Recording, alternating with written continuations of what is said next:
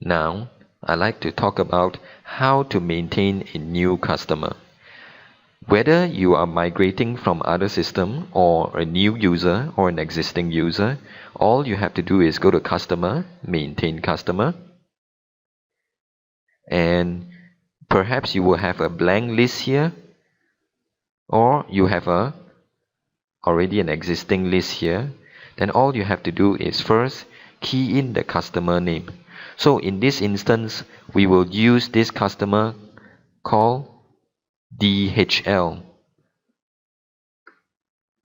As you can see, once you key in DHL, you will see that here there is already a numbering 300D001.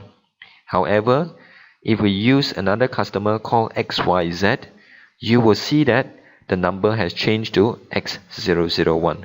So let's do this, XYZ company. And further, you can of course set it whether it's a trade debtor or sundry debtor. If you have preset in your chart of account, you can select it under different customer category. If you do create different customer category, for example, wholesaler.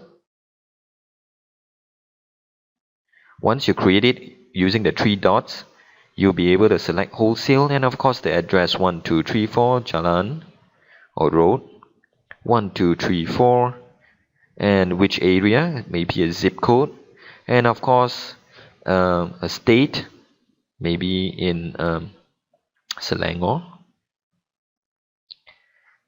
Mr. Ali, and perhaps this is Mr. Ali's phone number, and of course you can also input Ali's handphone number. Now what if there is other branch address that XYZ company has?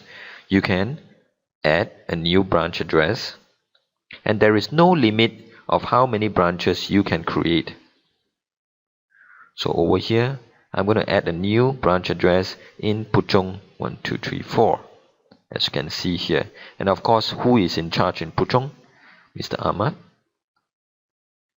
And other details, as again, unlimited, and of course the email address. Alright, there you go. Further to other details include where you can add area.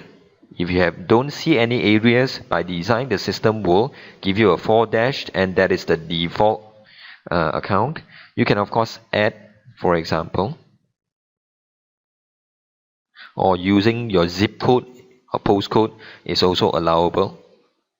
If you do that, then you would have a new area called Puchong, and of course sales agent and currency. The terms you can select, add the terms you want, the credit limit, whether you allow this customer XYZ to exceed credit limit, whether you choose to open item for a statement or brought forward statement for this particular customer, and all the other details. And then of course you can add in any additional note of business nature or registration, but there is also the all important GST number in there that you need to input from now onwards. If it's an export customer, you can always choose it as an export so that there is no GST involved.